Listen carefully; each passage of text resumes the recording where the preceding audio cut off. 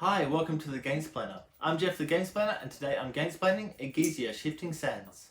Egizia Shifting Sands is a game that was put out by Stronghold Games last year, 2019.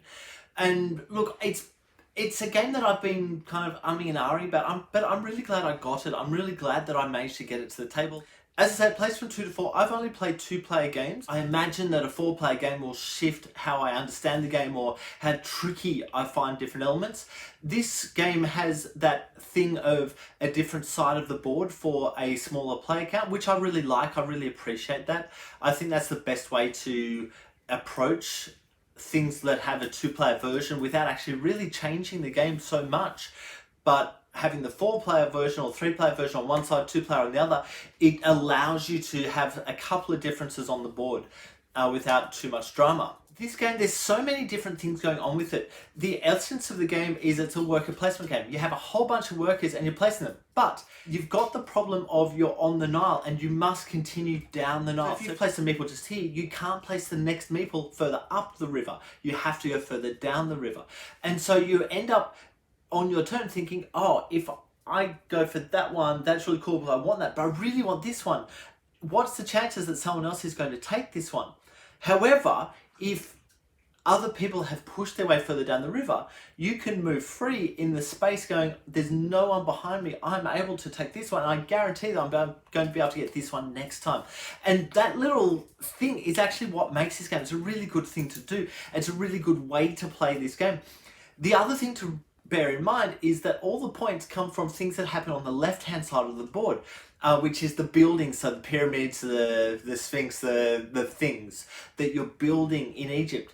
The stuff down the right-hand side is cards, and you're getting bonuses and things that can add on to your tableau. And there's a point where you have to go for both things. You can't just go for the tableau stuff because that's not going to win you the game.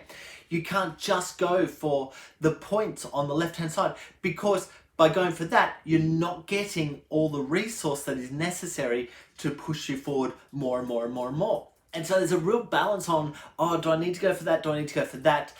To enable anything to work in this game. There's so much going on with this, but it's a really wonderful little game that it just sits and works really nicely on the table.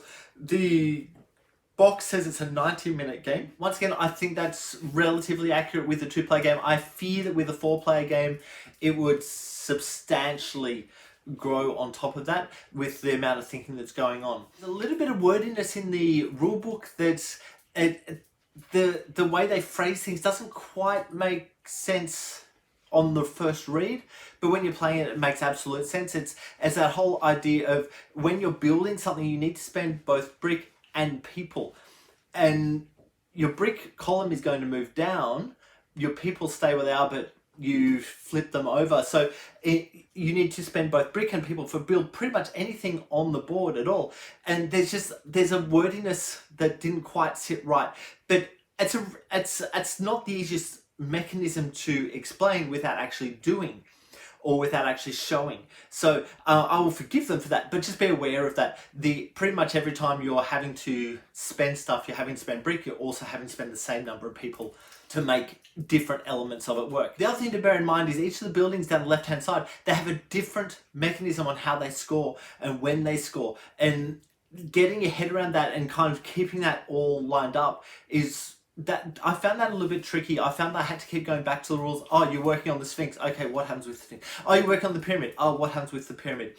And little things like that that didn't quite flow smoothly for me, I guess. And that's just me remembering stuff, I guess, more than anything else. But that's something to bear in mind. Look, I'll leave it there. Please go ahead and watch my Gamesplained Gamesplanation for Egizia Shifting Sands to get a feel for how the game actually plays. If you have any comments or suggestions, please write them below. If you have any games that you would like to be gamesplained, please shoot me an email to thegamesplainer@gmail.com. Follow me on Instagram and Twitter @thegamesplainer to keep up to date with the games that I'm playing. Subscribe to my videos to keep up to date with the games that I'm gamesplaining. And until next time, enjoy gaming.